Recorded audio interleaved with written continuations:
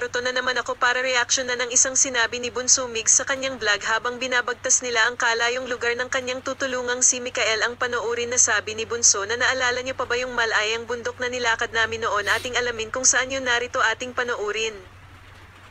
Hi mami, ayan. Hi Nay.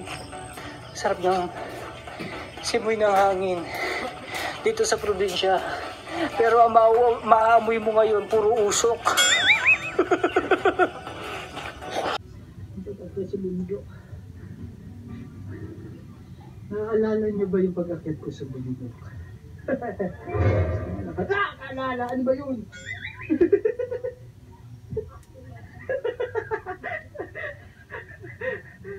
So yung tipak ko nang gugulat pa.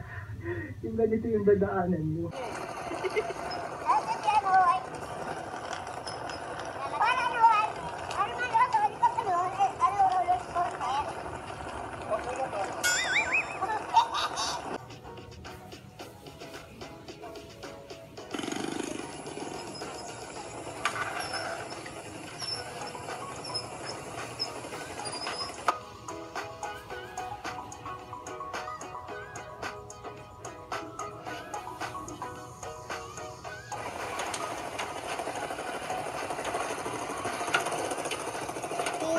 Sira-sira tuh.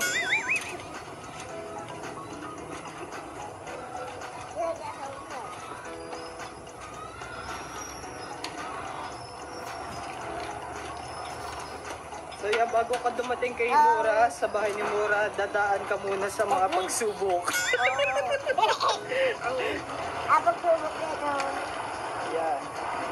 Daan ko sa bridge. Oo, yung bridge.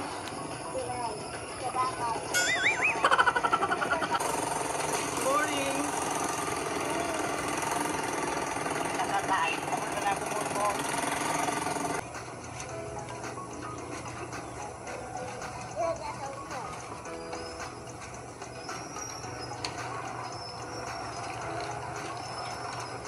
So yan, bago ka dumating kay Mura, sa bahay ni Mura, dadaan ka muna sa mga pagsubok. Pagsubok nito. Yan. Daan ko sa bridge. Oo, yung bridge. Diyan. Oo. Ano, kaya? Yan. Yan ang challenge factor. Di ba? Baka mabaon ka na sa putik. Hindi ka na makabalik ng ano. Ay, thank you ha. Pero ano ka mo, Ayaw mo? O di ikaw, gusto mo maglakad? Gusto mo maglakad ka? Ayaw mo mahirapan eh. Mama, ano ka? Alam ka, hindi ka. Basta ka nagpa-ako eh. Mas madulas pag hindi mawawala yung pwersa. Okay.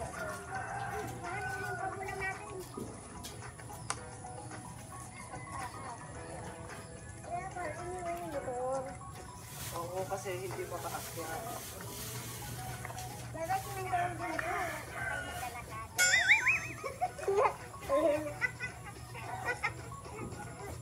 Ilang oras pa tayo bari maglalakad? Ha? Oh, sila lang pala, hindi tayo.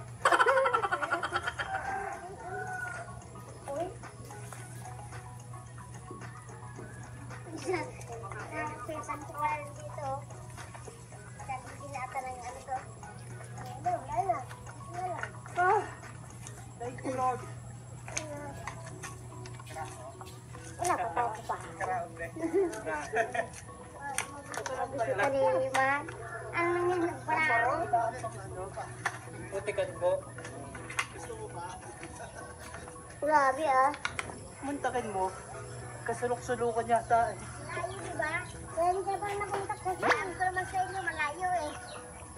Kung hindi ka makontak-kontak. Oo. Yung cellphone ko, ano eh. Minsan eh, bubudot yun. Nabubudas. Pinakadang pa ako dito ulo eh.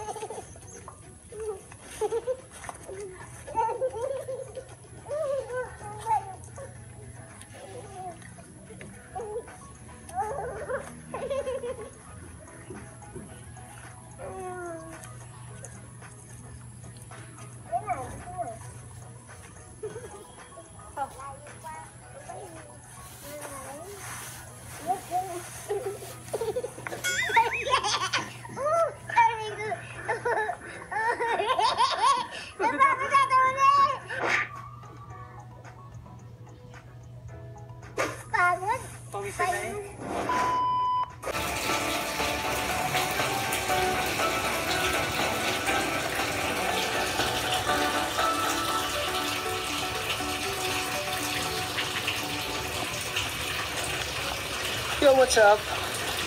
Kasama ko yung kapatid ni ano? Ang pangalan mo siya? Micaela po. Ni Micaela, si Sarah. Sarah? Opo. Sarah, muntin prinsesya. Tagapin po namin sila niya. Isang Inglaterra. Meron po ba dyan? Sa'yo, alam ko meron dyan. Hindi, nausap. Pag-usapan namin yung ano, yung pag-akyat sa kanila. Sa bali dun pa. Doon malayo pa yung tubig na iniigiban nyo. Diyos mio. Kung makikita nyo kanina mga bunso ko, yung tubig doon kanina, yung may naliligo doon. Doon magmumula yung tubig nila. Paakyat doon sa bahay nila.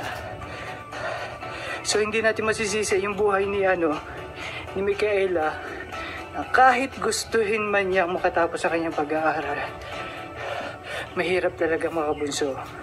Dahil alam niyo yung sakripisyo na ginagawa ni Micaela, pag-akyat panaog, pag-uwi ng school, pabalik ng school. Na kahit ako mismo naka-experience, hinihingal ako. Bakit hindi ka hinihingal? Kasi sanay na siya.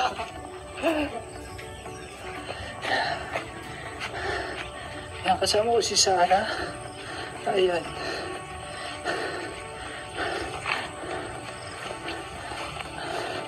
Meron tayong kapitbahay dito. Kikiraan po. Ay, mami. Ayan. Hi, Nay. Sarap ng simoy ng hangin dito sa probinsya. Pero ang maamoy mo ngayon, puro usok. Usok. Isa yan sa pagpapatunay na laging naaalala ni Migs Malino ang kanyang simahal sa bawat may mapuntahan siya. Naalala niya ito palagi. Kung nagustuhan niyo ang topic natin ngayon, please paki-likes and subscribe. Hanggang dito na lang muna mga ate. Lagi po tayo mag-iingat. God bless and bye-bye.